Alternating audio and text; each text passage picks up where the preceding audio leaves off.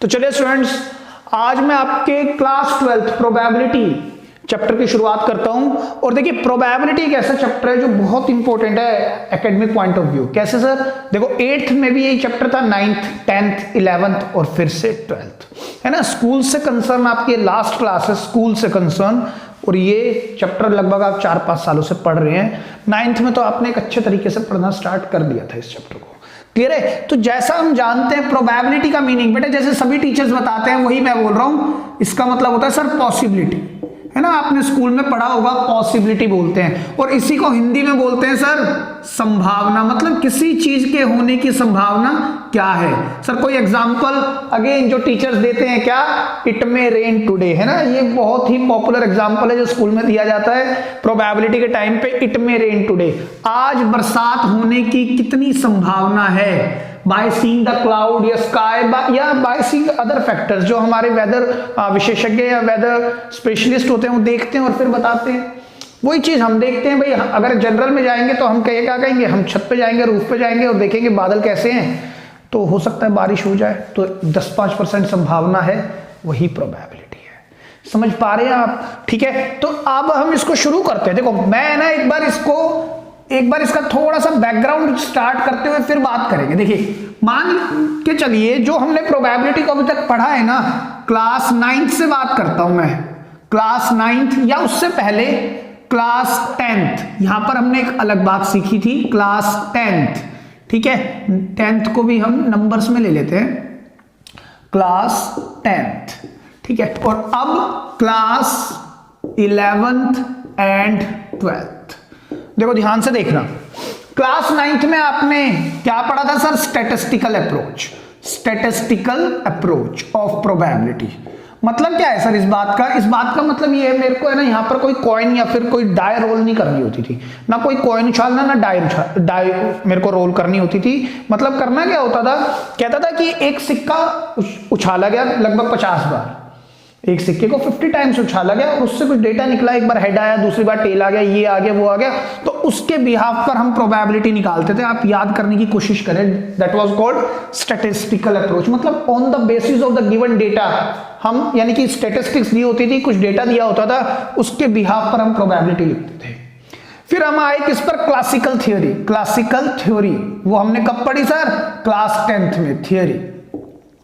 ठीक है, यहां पर हमने एक नई चीज सीखी कि जो प्रोबेबिलिटी ऑफ एनी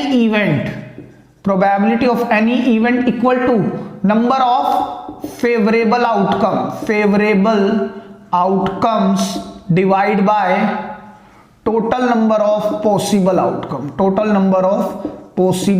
आउटकम। ये बात हमने कहां सीखी थी? क्लास 10th में सीख ली थी। इसी को बोलते हैं क्लासिकल थ्योरी। तो सर ठीक है, ये दो थ्योरी थी, तो अब जो हम थ्योरी पढ़ने जा रहे हैं वो एक अलग थ्योरी है, that is called axiomatic approach of probability.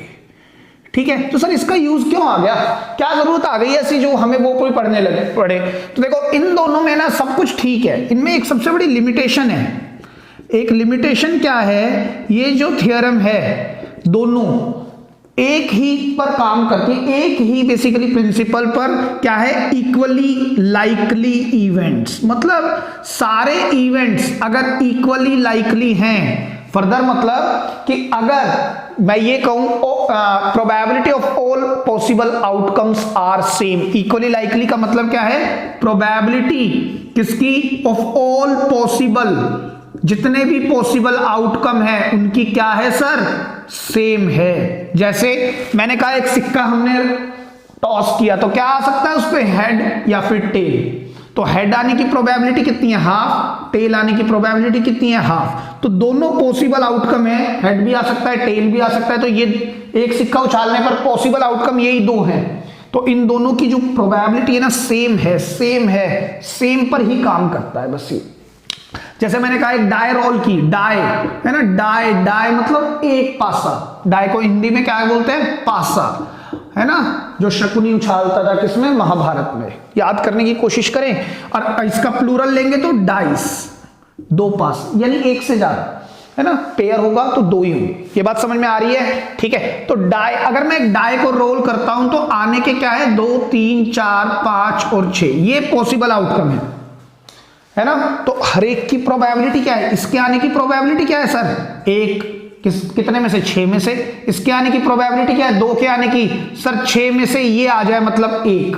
फिर इसके आने की प्रोबेबिलिटी क्या है, ये भी यही है, इसके आने की 1/6, इसके आने की 1/6, इसके आने की 1/6, मतलब फेवरेबल आउटकम मेरा क्या है 2 और टोटल क्या है 6। फेवरेबल आउटकम सिर्फ एक, कौन चाहिए, 2 चाहिए, तो 2 के आने की प्रोबेबिलिटी क्या है 1/6। क्लियर है बात? तो यहां पर जो है ना, ये सभी पॉसिबल आउटकम है, इनकी प्रोबेबिलिटी जब तक सेम है ना तो they are set to be equally likely events. तो ये जो दोनों अप्रोच है ना सिर्फ यही काम करती है।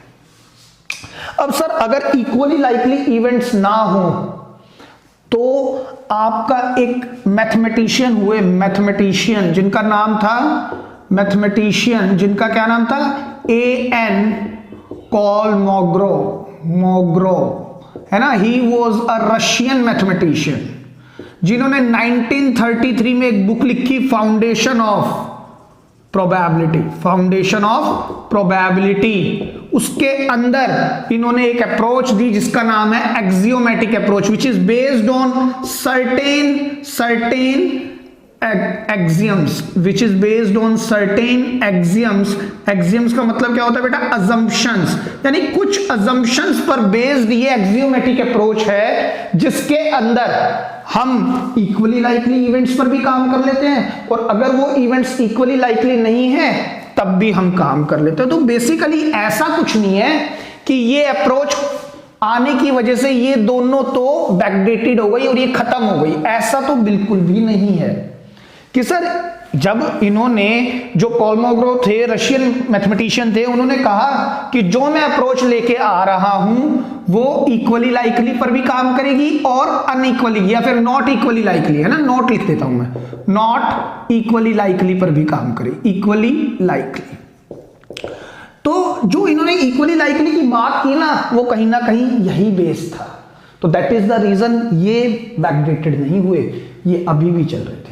समझ आ रही है आपको बात? लेकिन इन्होंने ये कहा कि इक्वली लाइकली पर तो काम करने के लिए कहीं ना कहीं हम इन्हीं का यूज करेंगे और नॉट इक्वली लाइकली के लिए भी हम इसी अप्रोच से काम कर जाएंगे, एक्सियोमेटिक। मतलब जो इक्वली लाइकली अप्रोच पर काम करने का जो उन्होंने ग्राउंड बनाया ना वो कहीं ना कहीं इन्हीं को ग्राउंड बनाया, लेकिन उन्होंने चेंज क्या किया, एक्सियोमेटिक। जो उस अपनी अप्रोच को नाम क्या दिया, एक्सियोमेटिक अप्रोच, कुछ बेस्ड ऑन सर्टेन असम्पशंस, और जिसके थ्रू मैं इसको भी सॉल्व कर सकता हूं और इसको भी सॉल्व कर सकता हूं।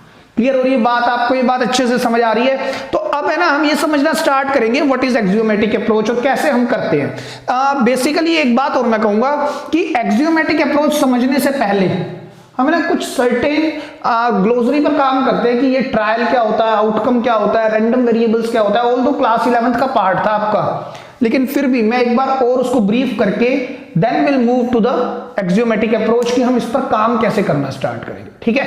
ऑल्दो अगर मैं बात करूं बिल्कुल बेसिक की कि सर ये क्या होती है, कैसे होती है, तो बेटा it is a part of 11th class. तो जब मैं 11th क्लास के जो वीडियोस हैं आप उसमें चेक करें व्हाट इज एक्सियोमेटिक अप्रोच। लेकिन अब मैं इसको अप्लाई करने की बात करूंगा कि how to apply such kind of things. Clear है? तो सबसे पहले हम ग्लोसरी देखेंगे and thereafter some questions based on probability. Clear है? आप लिख लें इसको। चलिए स्टूडेंट्स कुछ की टर्म्स पर बात करते हैं ऑफ प्रोबेबिलिटी। Number 1 trial. देखो मैंने यहां पर कुछ लिख दिया है जिससे कि मैं टाइम वेस्ट ना करूं क्योंकि वीडियो की लेंथ पहले ही बहुत लंबी हो जाती है। आपको समझा देते हैं। ट्रायल का मतलब क्या होता है, परफॉर्मिंग ऑफ एन एक्सपेरिमेंट। मतलब बड़ी सीधी सी बात है, ट्रायल, मैं कुछ ट्रायल करने जा रहा हूं, मैंने सिक्का उछाला, है ना, टॉसिंग अ कॉइन, एक ट्रायल है वो, बस दैट्स इट। मैंने एक डाई को फेंका, थ्रो की, रोल की, वो भी एक क्या है, एक ट्रायल की है मैंने। ये बात समझ रहे हैं? मैं कुछ भी करने जा रहा हूं, मतलब मैंने एक सिक्के को उछाला है, tossing a coin, it is just a trial. मैंने कहा कि थ्रोइंग अ डाई या rolling a die, it is also a trial. बस इसको हम ट्रायल बोलते हैं। ठीक है? एक चीज और बता देता हूं, बहुत से बच्चे बोलते हैं कई बार tossing a coin, sir throwing a coin नहीं हो सकता है। नहीं, कॉइन को हमेशा उछाला जाता है तो टॉस किया जाता है। और सर टॉसिंग अ डाई नहीं हो सकती है, डाई को उछाल रहे हैं या फेंक रहे हैं। बेटा डाई को जब है ना, जैसे हम सिंपल भाषा में बोलते हैं तो कभी भी उछालते नहीं है डाई को, सिक्के को तो उछालते हैं, तो टॉस करते हैं, डाई को फेंकते हैं या उसको रोल करते हैं आराम से। समझ रहे हैं आप बात? तो आप ये बात याद रखेंगे, ये जो दोनों टर्म्स है इसके साथ यूज की जाती है, ना कि इसके साथ। वो रॉन्ग इंग्लिश आप कर सकते हैं, but this is wrong English. Clear है बात? चलिए आगे बात करते हैं इवेंट्स। इवेंट्स या केसेस का मतलब ये है, आपने अगर सिक्के को उछाला है तो कुछ तो निकल के आएगा ना, उन्हीं को आउटकम बोलते हैं। और उन्हीं को जो आउटकम यानी जो निकल के आएगा वही मेरे इवेंट्स या केसेस हैं। मान लो मैंने सिक्के को उछाला तो या तो सर हेड आएगा या क्या आएगा, टेल आएगा। तो वो दोनों मेरे क्या हैं, वही दोनों मेरे इवेंट्स हैं या केसेस हैं। जैसे मैंने एक रोल किया डाई को, मैंने एक डाई को रोल किया तो क्या क्या निकल के आएगा सर, 1 2 3 4 5 6, ये सब मेरे इवेंट्स हैं या केसेस हैं। ठीक है, जैसे in tossing of a coin head and tail both are events और केसेस। क्लियर है बात? अच्छा, 2-3 बात और बता देता हूं मैं, बहुत सिंपल है। एक इवेंट होते हैं that is called sure events, जिनको हम क्या बोलते हैं, श्योर इवेंट्स, है ना। और दूसरा इम्पॉसिबल इवेंट्स, इम्पॉसिबल इवेंट जो हो ही नहीं सकते, ये भी इवेंट हो सकते हैं, है ना। कैसे सर? श्योर इवेंट का मतलब ये तो पक्का हो गया, वही है। मतलब श्योर का मतलब है जिसकी प्रोबेबिलिटी 1 होगी, क्योंकि प्रोबेबिलिटी 1 से बड़ी नहीं होती और 0 से छोटी नहीं होती। सर ऐसा क्यों? अभी उस पर भी बात करेंगे, अभी थोड़ी देर में। इम्पॉसिबल इवेंट मतलब probability can not be negative, लेकिन 0 तो हो ही सकती है ना, मतलब प्रोबेबिलिटी हो ही नहीं सकती। जैसे सर कोई एग्जाम्पल के तौर पर मैंने कहा एक डाई रोल की, डाई को मैंने रोल किया, यानी die shows number less than 7। एक डाई को अगर आपने उछाला तो मैंने कहा एक डाई पर जब मैंने उछाला नहीं, डाई को मैंने जब रोल किया है, फेंका, तो मेरे पास जो नंबर आया ना वो 7 से छोटा आएगा। आप क्या कहोगे, सर ये तो 100% बात है, नंबर 7 से छोटा ही आने वाला है। 1 आएगा, 2 आएगा, 3 आएगा, 4 आएगा, 5 आएगा या 6 आएगा। तो that is the sure events. पक्का पता है सर ये तो आना ही है, आपका नई बात बता रहे। ठीक है, तो इसकी प्रोबेबिलिटी हमेशा 1 है। पता है सर इसमें कुछ ना कुछ तो आना है, जो आप कह रहे हो बिल्कुल ठीक है, उसकी कोई संभावना नहीं है, आएगा ही आएगा, शोरूम है तो इस बात के लिए। अब बात करते हैं इम्पॉसिबल इवेंट की। अब इसका उल्टा ले लेते हैं। मैंने कहा फिर से मैंने एक डाई रोल की और die shows number greater than 6। अब आप सोच के बताओ सर, डाई रोल कर रहे हो और नंबर 6 से बड़ा चाह रहे हो, वो तो हो ही नहीं सकता सर। तो that is called are impossible events. Clear है बात अच्छे से? चलिए सर अब बात करते हैं very important terminology which is called random variable. Right, random variable कहता है व्हेन आई नो, जब मैं जानता हूं ऑल द पॉसिबल आउटकम्स, जब मैं जानता हूं सभी पॉसिबल आउटकम क्या क्या होंगे, but doesn't know the upcoming outcome. बात समझ रहे हैं? बात समझने की कोशिश करें। मैंने कहा डाई इज रोल्ड, सर हर बार डाई पर एग्जांपल ले रहे हो, इस बार हेड कॉइन पर ले रहे हो, चलो टेल कॉइन पर लेते हैं। मैंने कहा एक कॉइन इज टॉस्ड, एग्जांपल लेते हैं, अ कॉइन इज टॉस्ड, एक कॉइन उछाला गया। आप जानते हो क्या क्या आएगा? सर बिल्कुल जानता हूं, तो हम जानते हैं हेड कोमा टेल, ये आएंगे ना। अच्छा सर एक काम करते हैं, इस बार 2 कॉइन उछाल देते हैं, 2 कॉइन्स आर टॉस्ड। जब 2 कॉइन उछाले तो एक पर हेड आ जाए, दूसरे पर भी हेड आ जाए, एक पर हेड आ जाए, दूसरे पर टेल आ जाए, या पहले पर टेल आ जाए, दूसरे पर हेड आ जाए, या दोनों पर क्या आ जाए, टेल आ जाए। तो मैं ये जानता हूं ये सब पॉसिबल आउटकम होंगे। उन दोनों पर, सिक्कों पर दोनों पर हेड आ जाए, या हो सकता है हेड टेल आ जाए या टेल हेड आ जाए और एक टेल टेल आ जाए, ये हो सकता है ना। तो सर एक बात बताओ, ये सब पॉसिबल आउटकम है, सब पॉसिबल आउटकम है, ये आ सकते हैं, लेकिन मैं जानता हूं कि मैं सिक्का उछालने जा रहा हूं कि आएगा पक्का हेड, तो मैं अपकमिंग आउटकम नहीं जानता, बट ये जानता हूं कि ये आएंगे इनमें से। तो that is called random variable. मतलब दोबारा समझे, जब मैंने सिक्के को टॉस किया तो आई नो कि ये आ सकते हैं, ये सब आ सकते हैं, ये पॉसिबल आउटकम होंगे सारे मिला के, इससे ऊपर कुछ नहीं आएगा। बट जब मैं सिक्का उछाल रहा हूं ना बेटे, तो मैं ये नहीं जानता पक्का हेड आएगा या पक्का टेल आएगा। सेम वे जब मैंने 2 सिक्कों को उछाला तो मैं ये तो जानता हूं इन चारों में से कुछ निकल के आएगा, लेकिन मैं ये नहीं जानता इनमें से निकल के कौन आएगा जब मैं उछालने जा रहा हूं। इस बार जैसे मैंने डाई उछाली या डाई को मैंने रोल किया, तो मैं जानता हूं एक डाई को रोल करने पर 1 2 3 4 5 और 6, ये 6 पॉसिबल आउटकम है। एक डाई को जब मैं रोल कर रहा हूं, अ डाई इज रोल्ड, है ना। तो मेरे को मालूम है 1 आएगा, 2 आएगा, 3 आएगा, 4 आएगा, 5 आएगा और 6 आएगा। इससे ज्यादा तो कुछ आ ही नहीं सकता। लेकिन जब मैं रोल करता हूं ना तो मुझे ये नहीं पता इनमें से कौन आएगा। समझ रहे हैं? तो यही बोलता है when I know all the possible outcomes but doesn't know the upcoming one, तो that is called random variable. बहुत इंपॉर्टेंट है आपके यहां पे। तो एक बात और बताता हूं आपको, ये जो ऑल पॉसिबल आउटकम है, ऑल पॉसिबल आउटकम है, अगर मैं आपकी बजाय ये बात किसी और बच्चे से पूछ लूं, एक कॉइन मैंने टॉस किया है, बताओ क्या क्या आएगा, तो दूसरा बच्चा क्या कहेगा? हेड और टेल आएगा। अगर यही बात मैंने किसी और बच्चे से पूछी तो वो क्या कहेगा? हेड और टेल आएगा। तो सर एक तरह से देखा जाए तो ये तो एक तरह से कलेक्शन है और वेल डिफाइंड कलेक्शन है। तो वेल डिफाइंड कलेक्शन को तो सर हम सेट्स में लिखते थे और इसी को हम बोलते हैं, ये जो ऑल पॉसिबल आउटकम है ना, तो मतलब इसी को हम बोलते हैं सैंपल स्पेस। ये हमारा सेट होता है, सैंपल स्पेस इसको हम बोलते हैं। और तो ये सभी ये टोटल एलिमेंट्स, ये टोटल आउटकम है ना। सेम वे इसको भी देखो आप, या पहले इसको देखते हैं। एक डाई मैंने रोल की, आपसे पूछूं मैं कि भाई इस पर क्या क्या आएगा, इस डाई को रोल करने पर आप कहेंगे 1 2 3 4 5 6। सेम क्वेश्चन मैंने किसी और बच्चे से पूछा है, मुझसे पूछा है, किसी और से पूछा, तो वो भी तो यही कहेगा, है ना। ऑर्डर आगे पीछे करते सर, ऑर्डर मैटर भी नहीं करता था सेट नाम के चैप्टर में। तो ये सर ऑल पॉसिबल आउटकम है, ये सभी एलिमेंट्स हैं, ऑब्जेक्ट्स हैं, मेंबर्स हैं जब मैं डाई रोल करता हूं और आंसर सभी का सेम आ रहा है, तो सर इसी को तो हम सेट बोलते थे, सैंपल स्पेस आप इसको जानते हैं। ऑल पॉसिबल आउटकम्स को आप प्रोबेबिलिटी में सैंपल स्पेस के नाम से जानते हैं। सेम वे ये भी आपका सैंपल स्पेस ही होगा। क्लियर हो रही है बात? दूसरी बात, जो ये अंदर आने वाले जिनको हम सेट्स के अंदर एलिमेंट्स, ऑब्जेक्ट्स या मेंबर्स बोलते थे, यहां प्रोबेबिलिटी में इन सबको सैंपल पॉइंट्स बोला जाता है। क्या बोलते हैं? Sample points. बेटा ये सारी टर्मिनोलॉजी सर क्यों बता रहे हो? क्योंकि मुझे नहीं मालूम एमसीक्यूज में क्या पूछ ले हो, ठीक है। तो आप याद रखें, एमसीक्यूज भी होते हैं, फिलअप्स भी होते हैं, तो एक एक मार्कर्स में कुछ भी पूछ सकता है। क्योंकि मैंने आपको बता दिया ये जो टॉपिक है ना, जो एक्सियोमेटिक अप्रोच हमने पढ़नी है, ये 11th से स्टार्ट हो गई है। तो ये कुछ बातें 11th की भी हैं इसके अंदर, ठीक है। अभी तक कुछ क्या है, लगभग सारा ये समझ के चलें, ये 11th में ही पढ़ना जरूरी है, क्योंकि टर्मिनोलॉजी के बिना 11th भी नहीं हो पाएगी और 12th भी नहीं हो पाएगी, क्योंकि बच्चे भूल जाते हैं। तो मैं इसीलिए इन चीजों को रिवाइज करा रहा हूं। क्लियर है बात अच्छे से? ठीक है। अब आप इसको भी लिख लें। और एक छोटी सी बात और बताता हूं, जो रैंडम वेरिएबल है इसमें ना दो तरह के इवेंट और चलते हैं। एक चलता है इसी का थर्ड का फर्स्ट पार्ट बोल रहा हूं मैं, that is called simple event. Simple event का मतलब होता है ऐसा इवेंट जिसके अंदर ऑल पॉसिबल आउट, मतलब ये आउटकम, इसके अंदर कितने आउटकम है? 2, इसके अंदर कितने आउटकम है? 4, इसके अंदर कितने आउटकम है? 6, है ना।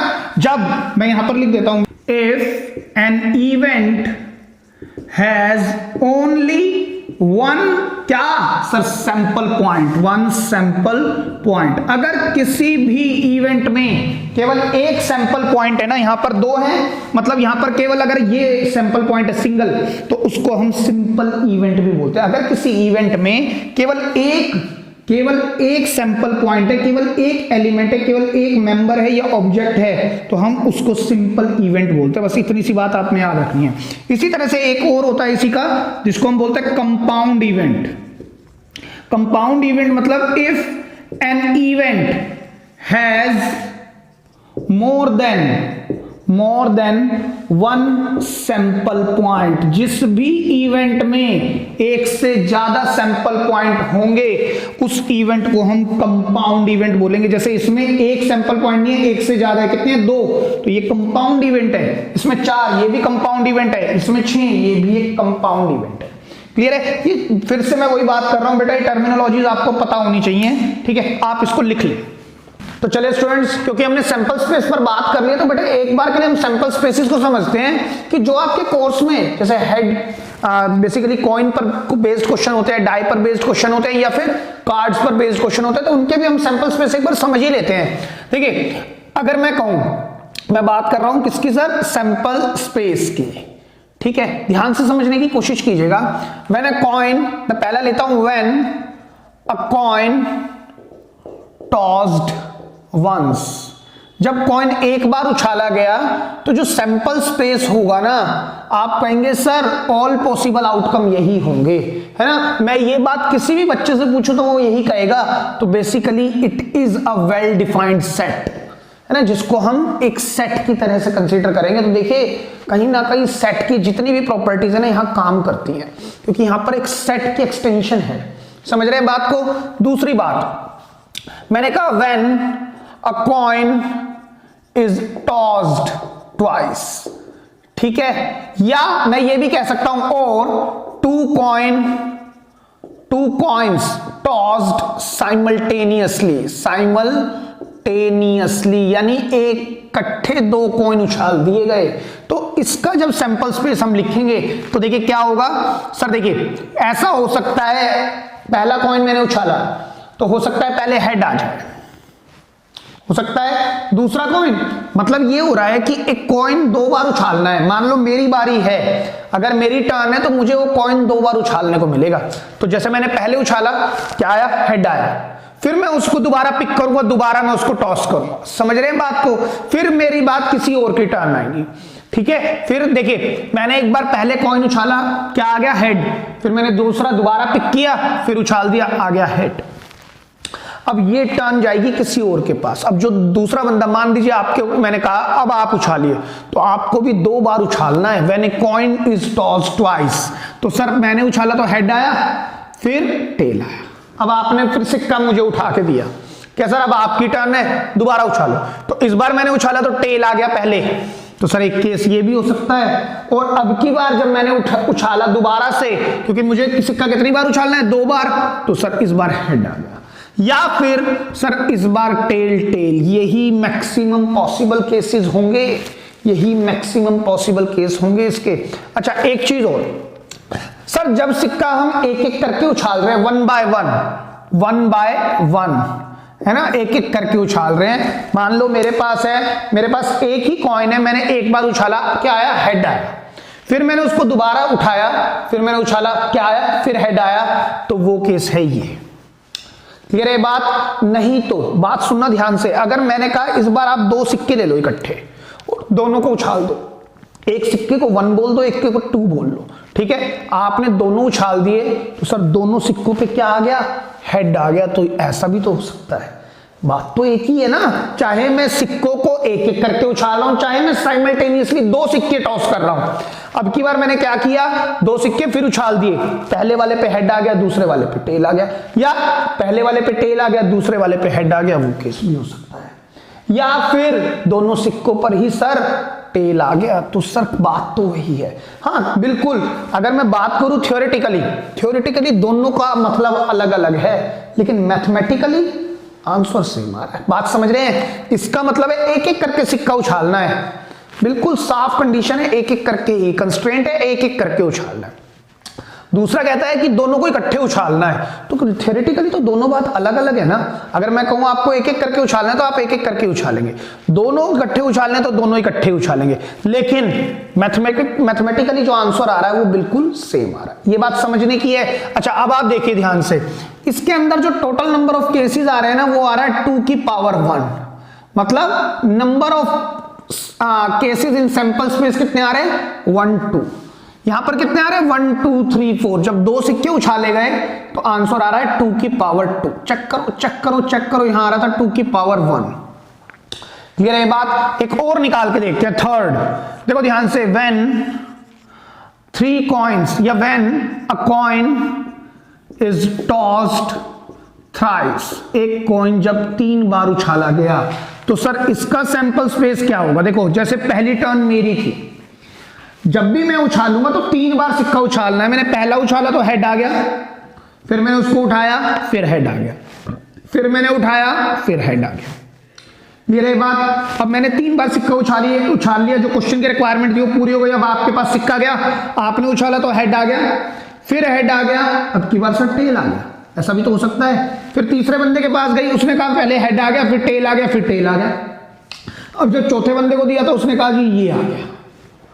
लेकिन सर इसमें फर्दर चीजें भी हो सकती हैं। क्या, अब मैंने जब एक और बंदे को दिया तो उसने कहा पहला तो हेड आया, दूसरा टेल आ गया, और फिर तीसरा फिर हेड आ गया, मतलब इसके फर्दर केसेस बन सकते हैं। ये जम्बल्ड भी तो हो सकता है, पहला हेड दूसरा हेड तीसरा टेल, तो आगे पीछे भी तो हो सकते हैं। फिर एक बंदे को और दिया हमने, कहा भाई आप उछालिए, तो उसने कहा पहले टेल आ गया, फिर हेड आ गया और फिर हेड आ गया। चेक करो आप, क्लियर है बात। अच्छा आगे चलते हैं, इधर देखिए सर ऐसा हो सकता है ये टी इधर आ जाए, फिर एच इधर आ जाए, टी इधर आ जाए, ये वाला टी भी इधर आ जाए, तो टी टी एच। तो टोटल नंबर ऑफ केसेस तो सर मैं पहले ही जानता था, सीक्वेंस बन रही है 2 की पावर 2 मतलब 4, 2 की पावर 1 मतलब 2 और 2 की पावर 3 मतलब टोटल नंबर ऑफ केसेस कितने बनेंगे सर? 8 केसेस बनेंगे। ये बात समझ में आ रही है। एक बात हो सर, ये 2 क्यों आ रहा है बेस में? देखो ध्यान से समझना है, इसका आंसर आपको permutation and combination principle of mathematical counting देगा। देखिए कैसे, आप याद करें, मैंने आपको बताया था परमुटेशन के टाइम पर मेरे को कितने सिक्के उछालने? एक सिक्का उछाल, चेक करो, है ना। आप मेरे को ये बता दो इस प्लेस को कितने वेज से भरा जा सकता है? सर इस प्लेस पर, पहली प्लेस पर हेड भी आ सकता है या टेल भी आ सकता है। बात समझ रहे मैं क्या कह रहा हूं? देखो मेरे को क्या करना है, अच्छा सर एक ही बार उछालना है ना सिक्का, तो 2 क्यों ले लिए बॉक्स, एक लेना है। आप बताओ मेरे को, principle of mathematical counting in terms of permutation combination जो आपने शुरू में ही पढ़ा था क्लास 11th में, वो कहता है बॉक्स बनाया मैंने, पहले मैंने सिक्का उछाला, कौन कौन आ सकता है सर? 2 केसेस आ सकते हैं, तो यहां पर 2 ही आया उत्तर। समझ आ रही है बात। अब इसकी बात करते हैं, 2 की पावर 2 क्यों आया। अब की बार फिर लगाओ प्रिंसिपल ऑफ मैथमेटिकल काउंटिंग, और इस स्टेप से आपको ज्यादा अच्छा समझ में आएगा। देखिए मैं जा रहा हूं, मेरे को सिक्का मिला, 2 बार सिक्का मुझे उछालना है, मान लो 1 बाय 1 उछाल रहा हूं। तो आप ये बताओ, जब मैं पहली बार सिक्का उछालने जा रहा हूं तो कौन कौन आ सकता है? हेड भी आ सकता है सर, टेल भी आ सकता है। तो पहली प्लेस को भरने के कितने वेज हैं? 2 वेज। ठीक है, अभी क्वेश्चन की रिक्वायरमेंट पूरी नहीं हुई है तो बीच में एंड लगता था, याद करें, है ना। एज लॉन्ग एज, जब तक क्वेश्चन की रिक्वायरमेंट पूरी नहीं होगी तब तक बीच में एंड लगेगा। और एंड का मतलब मल्टीप्लीकेशन है। यहां पर एंड का मतलब क्या है? मल्टीप्लीकेशन है। याद करें, सारे परमुटेशन के कंसेप्ट लग रहे हैं। अब सर जब मैं दूसरी बार सिक्का उछाल रहा हूं तब भी तो सर कुछ भी आ सकता है हेड या टेल में से, तो 2 into 2 ये आपका काम होगा। समझ आई बात। अब यहां पर बात करते हैं sir total number of possible outcome निकालने की, फिर कोशिश करते हैं। तो आप देखो अब की बार यहां पर हेड आ सकता है या टेल आ सकता है? 2। क्वेश्चन की रिक्वायरमेंट पूरी हुई? सर नहीं हुई। क्यों? उन्होंने कहा है कि जो भी बंदा सिक्का उछालेगा, टॉस करेगा, उसको 3 बार सिक्का उछालना है। अभी तो एक ही बार उछला है, तो एंड लगेगा सर, एंड लगेगा बेटा। याद करें इंटरसेक्शन के अंदर भी एंड लगता था सर, इंटरसेक्शन में भी एंड लगता था सेट्स में। तो जब हम सेट्स की बात करते हैं ना तो एंड का मतलब है इंटरसेक्शन। लेकिन जब मैं कोई भी रियल नंबर्स की बात करता हूं, है ना, मैथ्स में, तो एंड का मतलब है मल्टीप्लिकेशन। सेम वे सेट्स के अंदर ही और का मतलब होता था यूनियन। याद करें सेट्स के मतलब अंदर। लेकिन अगर मैं रियल नंबर सिस्टम पर बात करता हूं तो और का मतलब है प्लस मैथ्स में। क्लियर है ये बात, आपको याद रखनी है। तो फिर से एंड लगेगा। और यहां पर कौन कौन आ सकता है दूसरी बार सिक्का उछालने के टाइम पे? हेड या टेल कोई भी, तो फिर 2। अभी भी क्वेश्चन की रिक्वायरमेंट पूरी नहीं, तो एंड लगेगा, फिर 2। तो एंड का मतलब क्या है? Multiply 2 into 2 into 2 which is 2 raised to the power 3। समझ आई आपको बात या नहीं आई? ठीक है, अब हम बात करते हैं एक और बार। हमने एक बार और सिक्का उछलवाते हैं। आप बताओ मेरे को कि अगर मैं एक कॉइन को 4 टाइम्स अगर टॉस कर दूं, अ coin is tossed 4 times, fourth, a coin is tossed 4 times। 4 बार अगर मैं एक सिक्के को उछाल दूं, मतलब सैंपल स्पेस क्या होगा? सर पहले काम करें, इसी तरह से नंबर ऑफ पॉसिबल आउटकम निकालने की कोशिश करें। नंबर ऑफ पॉसिबल आउटकम होंगे सर 2 की पावर 4। सर कैसे? फिर से सोचो, इस बार क्या होगा? देखो ध्यान से, 1 2 3 4 बार सिक्का उछालना है ना, तो 4 मेरे को बॉक्सेस चाहिए। सर पहली बार जब मैं कॉइन उछालूंगा तो या तो हेड आएगा या टेल आएगा। तो इस प्लेस को भरने के 2 तरीके। क्वेश्चन की रिक्वायरमेंट है 4 बार उछालना है, एक बार उछाला तो गेम पूरा नहीं होगा, तो 4 बार उछालना है। अब एंड, दोबारा सिक्के को उठाओ, दोबारा सिक्का उठाओ। इस बार क्या क्या आ सकता है? मैं नंबर ऑफ टोटल वेज लिख रहा हूं। यहां पर भी हेड टेल 2, फिर उठाओ, फिर 2, फिर उठाओ, फिर 2। यहां पे भी हेड टेल, यहां पर भी हेड टेल, तो 2 into 2 into 2 into 2 raised to the power 4। Clear है? इनको एक बार लिस्ट भी करके देखते हैं। देखो ध्यान से देखना, मैं आपको ना एक चीज और बताता हूं, इसको लिस्ट करने का एक शॉर्टकट और बताता हूं। जब कॉइन कितनी बार उछालना है? 3 बार। ध्यान से सुनना मेरी बात, अगर कॉइन मुझे 3 बार उछालना है, यहीं से मैं इसको रिलेट करूंगा। देखिए, या तो आप ऐसे लिख लो, ये आसान है। वैसे मैं कहूंगा कि आप ऐसे लिखने की कोशिश करें जैसे मैं लिख रहा हूं। ये सेम वालों को अलग लिखो, और जो बिल्कुल क्या नाम है, ये सेम है ना बिल्कुल, यानी तीनों में HHH, इनको अलग लिखो, और जो इसमें थोड़ा सा भी डिफरेंस है उनको अलग अलग लिखो।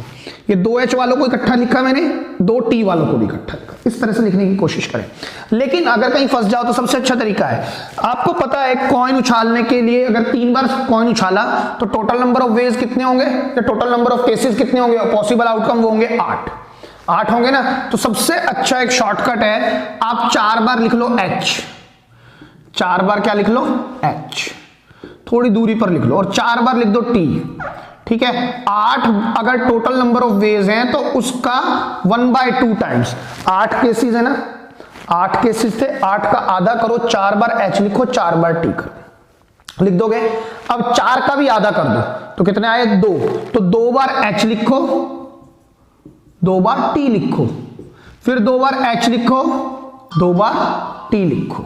अब 2 का भी आधा कर दो, विच इज 1, तो 1 बार H लिखना है सर, 1 बार T, 1 बार H, 1 बार T, 1 बार H, 1 बार T, 1 बार H और 1 बार T। तो देख लो ये जो केसेस बनेंगे ना बिल्कुल सेम बने। देखो triple H, triple T, HHT, HTH और THH, चेक करो, HTT, THT और TTH, चेक कर लो आप, है ना। तो सर इससे अच्छा तरीका तो कुछ है ही नहीं। अगर मेरे को कॉइन 4 बार उछाल दिया उसने, तो sir total number of cases मैं सोच सकता हूं कितने होंगे? 16 होंगे। टोटल नंबर ऑफ केसेस कितने होंगे सर? 16 होंगे। तो सबसे पहला काम करना है 16 का आधा 8 बार तो लिखना है सर H, 3 4 है ना, 4, और यहां पर लिख देता हूं एक बार और 5 6 7 और एक 8, और इतनी ही बार हमें क्या लिखना है सर? T लिखना है। 1 2 3 4, फिर यहां पर 1 2 3 4, चेक करो आप ध्यान से। ठीक है, हमने 8 बार H को लिखा और 8 बार T को लिखा, 16 का हाफ। अब 8 का हाफ मतलब 4 बार H, 1 2 3 4, 4 बार T, 1 2 3 4, 4 बार फिर H, 3 4, T 1 2 3 और 1 4। अब सर 4 का आधा करो, मतलब 2 बार H लिखो, 2 बार T, H H T T, H H T T, H H T T, H H T and T। अब 2 का भी आधा करना है, तो एक बार और लिखो, H T H T H T H T H T H T H T H T H and T। तो ये मेरा टोटल नंबर ऑफ केसेस होंगे 16 केसेस। क्लियर है ये बात आपको? लेकिन बेटे आप बात समझने की कोशिश करो। सर मैं सैंपल स्पेस एक हद तक ही तो बना सकता हूं। अगर मुझे कोई कह दे एक कॉइन 10 बार उछाल दिया, 10 टाइम्स टॉस, तो सर इसका मतलब ये हुआ टोटल नंबर ऑफ केसेस 2 की पावर 10 बनेंगे, मीनिंग 1024। सर इतने केसेस तो लिखने पॉसिबल नहीं है ना। और अगर मैं बात करूं 5 ही बार उछाला है कॉइन को, तो भी सर 2 की पावर 5 मतलब 32 केसेस बनेंगे। सर उनको भी लिखना आसान नहीं है।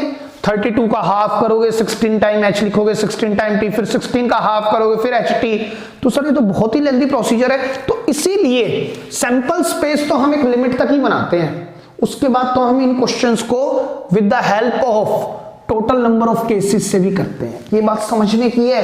मैं तो आपको एक सैंपल स्पेस दिखाना चाह रहा हूं कि इसके अंदर सब सैंपल पॉइंट्स आ रहे हैं। ये सैंपल पॉइंट कितने हैं? 8। इसके अंदर सैंपल पॉइंट कितने हैं? 16। इसके अंदर 4 और इसके अंदर केवल 2।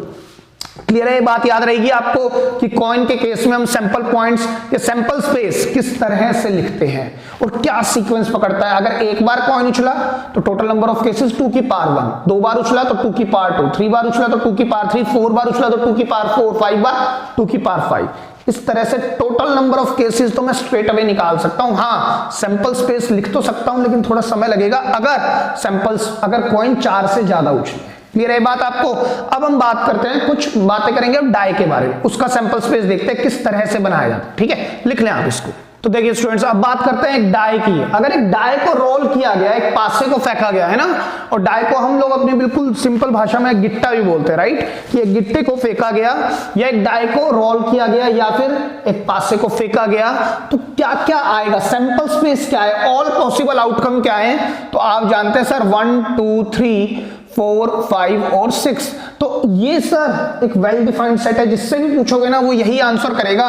तो yes, it is the well defined collection, है ना, ये बिल्कुल ठीक कलेक्शन है सभी के अकॉर्डिंग। तो इसी को हम सैंपल स्पेस बोलते हैं, एक डाई का, सिंगल डाई जब उसको रोल किया जाता है।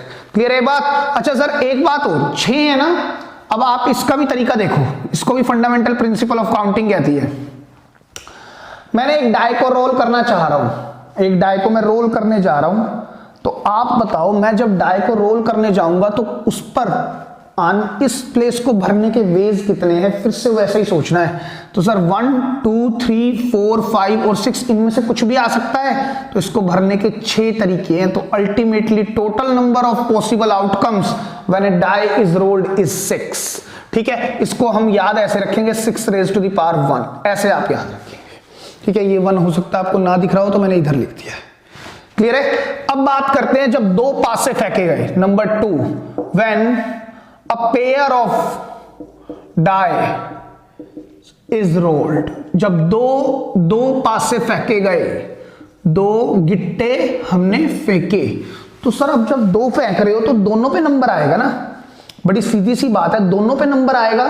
तो सर कुछ भी आ सकता है, 1 1 आ जाए, 1 2 आ जाए, 2 3 आ जाए, 3 4 आ जाए। तो आ क्या कह सकता है, हम उसकी बात कर रहे हैं, total number of possible outcome, मतलब सैंपल स्पेस।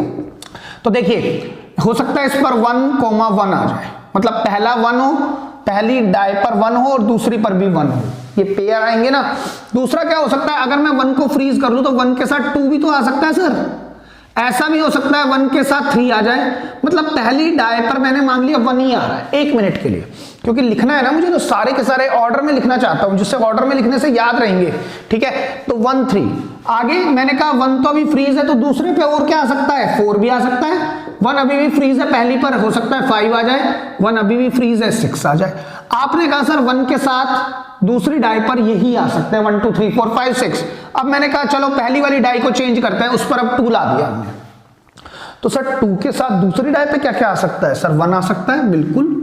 2 के साथ 2 भी तो आ सकता है, 2 के साथ सर 3 भी आ सकता है, 4 भी आ सकता है, 5 भी आ सकता है और 6 भी आ सकता है। सेम वे 3 के साथ 1 भी आ सकता है, 3 के साथ 2 भी आ सकता है, 3 के साथ 3 के साथ 4, 3 के साथ सर 5 भी आ सकता है और 3 के साथ 6 भी आ सकता है। सेम वे 4 के साथ 1, 4 के साथ 2, 4 के साथ 3 भी आ सकता है, 4 के साथ 4 भी आ सकता है, 4 के साथ 5 भी आ सकता है, 4 के साथ 6 भी आ सकता है। सेम वे 5 के साथ 1, 5 के साथ 2 आ सकता है, 5 के साथ 3 आ सकता है, 5 के साथ 4 भी आ सकता है सर, 5 के साथ 5 भी आ सकता है और लास्ट में 5 के साथ 6 भी आ सकता है। लेकिन सर फर्स्ट डाई पे तो 5 1 भी आ चुका, 2 4 5 बचा कौन है, 6।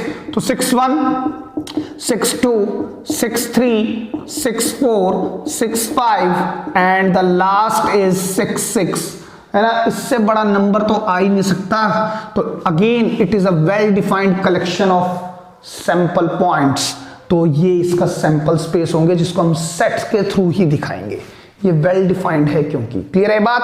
अब आप देखिए, ध्यान से देखना, अगर मैं 2 डाइस को उछाल रहा हूं तो पहली डाई पर कौन कौन आ सकता है, 1 2 3 4 5 6, मतलब number of ways to fill the first place will be 6। कोई भी इनमें से एक नंबर आ सकता है। और सर दूसरी पर 1 2 3 4 5 6 उनमें से भी कोई भी आ सकता है। और सर एक डाई अगर उछाल के मैं रुक गया ना तो गेम पूरा नहीं हुआ। बोलता है 2 बार तो उछालनी है, ये तो कंडीशन है, तो एंड लगेगा। तो यहां पर 6 और एंड का मतलब multiply in terms of maths, तो 6 का स्क्वायर मतलब 36 total number of possible outcome होंगे डाई के केस में। अगर मैंने कह दिया third case, when 3 dice are rolled. जब 3 डाई उछाली गई तो टोटल नंबर ऑफ केसेस जो होंगे 6 raise to the power 3 meaning 216 number of total cases होंगे, जिसको बेटा मेरे लिए भी लिखना मुश्किल है और आपके लिए समझना ही मुश्किल है, क्योंकि इतनों में ही बहुत कुछ हो जाता है। ये बात समझ में आ रही है आपको? तो ये मैं जरूर पता लगा सकता हूं कि total number of possible outcome कितने होंगे अगर एक डाई को 4 बार उछाला गया, या 4 डाइस आर रोल्ड या 5 डाइस आर रोल्ड, तो मैं कहूंगा 6 रेज़ टू द पावर 3 या 6 raise to the power 4, 6 raise to the power 5, depending upon how many times या how many dice were rolled in single time. Clear है बात? ठीक है, ये बात आपको पकड़नी है। दूसरी बात ध्यान से देखना, अगर मैं यहां पर से देखने की कोशिश करता हूं तो ये है सम 2। कभी कभी कहेगा सम बताओ, तो ये 1 और 1 मतलब सम 2 कब आएगा? अगर मैं कहूं आपको एक पेयर उछालना है डाइस का, मैं कहूं बताओ सम 2 कब आएगा, तो आप क्या कहोगे? दोनों पर 1 और 1 आना चाहिए, तभी तो सम 2 बनेगा। अच्छा आगे देखते हैं, अगर मैं कहूं सम 3, तो सर यही तो सम 3 है, बात समझें। 2 1 यानी पहली पर 2 आ जाए दूसरी पर 1 आ जाए, या पहली पर 1 आ जाए दूसरी पर क्या आ जाए सर? 2 आ जाए। समझ रहे हैं? अच्छा आगे देखिए, ये क्या है सर? सम 4। मैं इसको थोड़ा सा इसको सही से बनाता हूं, ये है सर सम 4। चेक करो चेक करो चेक करो, 4 कैसे कैसे आ सकता है सर? देखिए पहली पर अगर 1 आ गया तो दूसरी पर 3 आएगा, जो कि तो सम 4 बनेगा दोनों डाइस का। या पहली पर 2 आ जाए दूसरी पर 2 आ जाए, या पहली पर 3 आ जाए दूसरी पर 1 आ जाए। सर ऐसा हो सकता है कि पहली पर 4 आ जाए दूसरी पर 0? सर ये केस तो कभी हो ही नहीं सकता ना, क्योंकि 0 तो डाई पर अपीयर ही नहीं होता। यही तो केस बनेंगे, तो वही मैंने बताया, ये सम कितना है? 4 है। आगे चलते हैं, सम 5 आने के तरीके क्या है सर? यही है सम 5, मतलब पहली पर 1 आ जाए दूसरी पर 4, या 2 3 या 3 2 या 4 1, बढ़ते जाओ एक एक करके। अगर मैं कहूं पहली 6 आ जाए सम 6, तो सर सम 6 लाने के तरीके कितने हैं? ये हैं। अगर मैं बात करूं सम 7, तो सम 7 सर यहां से आ सकता है। इसी तरह मैं बात करूं सम 8, तो सर सम 8 हमारे पास ये पेयर्स देंगे, केवल ये पेयर्स। सेम वे अगर मैं बात करूं सम 9, तो सर ये आएगा यहां से क्या? सम 9। अगर मैं बात करूं सम 10, तो सम 10 ये होगा। अगर मैं बात करूं सम 11, तो वो ये होगा। और सम 12 मतलब दोनों डाई का जो सम है वो 12 हो जाए, वो तो सर तभी हो सकता है जब दोनों पर 6 आए, वरना हो नहीं सकता। क्लियर है ये बात अच्छे से? अच्छा एक दो चीजें और, कभी कभी पूछता है डबलेट क्या होगा, तो डबलेट का मतलब होता है जब दोनों डाइस पर सेम नंबर अपीयर हो। दोनों डाइस पर सेम नंबर अपीयर होना ही डबलेट कहलाता है बेटा। तो देखो मैं इसको थोड़ा सा इस तरह से ले रहा हूं जिससे आप थोड़ा सा पकड़ पाए, दिस इज कॉल्ड डबलेट। ठीक है, तो एक पेयर में कितने डबलेट होते हैं सर? 1 2 3 4 5 6, तो number of doublet in a pair of dice, तो कितने होंगे सर? वो 6 होंगे, 6 होंगे। 1 1 मतलब दोनों डाइस पर सेम नंबर आना, 1 1 2 2 3 3 4 4 5 5 और 6 6। क्लियर है बात? ठीक है, एक बात और आप याद रखेंगे कि मैक्सिमम सम जब 2 डाइस रोल की जाती हैं तो मैक्सिमम सम तो बनता है 12 और मिनिमम बनता है 2। क्लियर है? Same way the minimum product और मैक्सिमम प्रोडक्ट भी यही बनाएंगे। मिनिमम प्रोडक्ट बनता है 1 उन दोनों डाइस का, मिनिमम प्रोडक्ट कितना बनता है? 1, और मैक्सिमम बनता है 6 × 6 मतलब 36। याद रखेंगे, maximum product 6 × 6, minimum product 1 × 1। Clear है ये बात अच्छे से? तो ये बात आपको समझनी है कि क्या तो हमारे को सिंगल डाई रोल करवाएगा या पेयर। अगर 3 करवाएगा तो बेटा केस तो लिखने बहुत मुश्किल है ना। तो सर केस बनेंगे कैसे, उसका मैं आइडिया दे देता हूं। देखो सैंपल स्पेस सर बनेगा कैसा, थोड़ा आइडिया ले लेते हैं। मान लो पहले पे आ जाए 1, दूसरे पे भी 1 आ जाए, तीसरे पर भी 1 आ सकता है। बिल्कुल आ सकता है सर, तीनों पर ही 1 आ गया है ना। अच्छा आगे क्या हो सकता है? 1 आ जाए 2 आ जाए, फिर क्या होगा? 1 आ जाए फिर 3 आ जाए, फिर क्या होगा? 1 आ जाए 4 आ जाए। मैंने क्या किया, आगे वाले दोनों 1 1 को मैंने फ्रीज कर दिया, पीछे वाले को मैं चेंज करता जा रहा हूं। सेम वे 1 1 5, फिर 1 1 6, है ना। और आगे चलो सर, यहां पर इस बार हम यहां पर चेंज कर देते हैं, यहां पर 1 के बाद 2 ले लेते हैं, फिर 1 आ जाए, फिर 1 के बाद 2 के बाद फिर 2 आ जाए, 1 के बाद 2 के बाद 3 आ जाए, 1 2 4 एंड सो ऑन, है ना। चलते जाएंगे और कितने केसेस बनेंगे सर, ये तो मुझे पता है 216 ही तो केसेस बनेंगे। याद रखना है आपको किस तरह से हम इनके पेयर्स बना सकते हैं। क्लियर है, ये भी आप अच्छे से लिख लें। तो चलिए स्टूडेंट्स, एक और सैंपल स्पेस पर बात कर लेते हैं, क्योंकि हमने कॉइन्स पर बात कर ली, डाई पर कर ली, कार्ड्स पर और कर लेते हैं, है ना। कार्ड्स का सैंपल स्पेस और देख लेते हैं किस तरह का होता है। देखिए ध्यान से देखना, आप जानते हैं एक डेक में 52 कार्ड्स होते हैं, है ना। और इन 52 कार्ड्स को ना हम डेक बोलते हैं। डेक मतलब गड्डी, एक गड्डी के अंदर 52 पत्ते होते हैं, 52 कार्ड्स होते हैं। ये 52 कार्ड्स है ना, 2 कैटेगरी में डिवाइड हैं। कैसे सर, मेजरली 2 कैटेगरी में डिवाइड हैं, विच इज रेड कार्ड जो कि 26 होते हैं, एंड ब्लैक कार्ड, ये भी कितने होते हैं सर, 26 होते हैं। क्लियर है। अब हम बात करें रेड कार्ड की, तो रेड कार्ड भी है ना फर्दर 2 कैटेगरीज में डिवाइड है। कौन कौन से सर, स्पेड, और स्पेड कह रहा हूं मैं, heart and diamond, heart and diamond. ठीक है। इसी तरह से जो ब्लैक कार्ड है वो भी फर्दर 2 कैटेगरी में डिवाइड है, स्पेड एंड क्लब। ठीक है, ये इनके इंग्लिश नाम है। अगर मैं हिंदी नाम की बात करूं तो हर्ट को हम पान बोलते हैं बेटे, पान। डायमंड को हम ईंट बोलते हैं, मैं इधर लिखता हूं ईंट। ठीक है। स्पेड को हम क्या बोलते हैं, हुक्म। क्या बोलते हैं सर, हुक्म बोलते हैं, राइट। क्लब हम चिड़ी बोलते हैं सर, चिड़ी। क्लियर है बात। अच्छा सर, ये बने कैसे होते हैं, देखो हर्ट पान जो बना होता है वो कहीं ना कहीं कुछ इस शेप का बना होता है, राइट। डायमंड मतलब ईंट बनी होती है। हुक्म कैसे बना होता है सर, हुक्म बना होता है कुछ इस तरह से, और यहां पर ये इस तरह से कुछ होता है, ध्यान दीजिएगा आप, हुक्म उल्टा पान जैसा होता है। क्लब जो होती है वो चिड़ी कैसी होती है सर, देखो चिड़ी होती है कुछ इस तरह से। चेक करना कार्ड के अंदर, ये कुछ इस तरह से इनकी डायग्रामेटिकली जो पिक्चर है वो ऐसी होती है, फिगर ऐसी होती है इनकी। ठीक है। एक बात ध्यान रखना, टोटल पत्ते होते हैं 52, further divided into 2 categories, red and black. Red के होते हैं 2, heart and diamond. Same way black होते हैं 2 तरह के, स्पेड और क्लब। क्लियर है बात। तो आगे सर, ये आगे जो फर्दर डिवाइडेड है ना, ये भी कितने पत्ते होते हैं सर, 13 होते हैं हर्ट के पत्ते या पान के, 13 ही डायमंड या ईंट, 13 ही स्पेड या हुक्म, और 13 ही क्लब या चिड़ी। सर कैसे देखिए ध्यान से देखना, मैं अगर यहां बताऊं, पहले कौन होता है सर, यहां पर सबसे पहले हम लेते हैं किसको है, हम बात करते हैं उल्टा चलते हैं, किंग, फिर क्वीन, फिर जैक।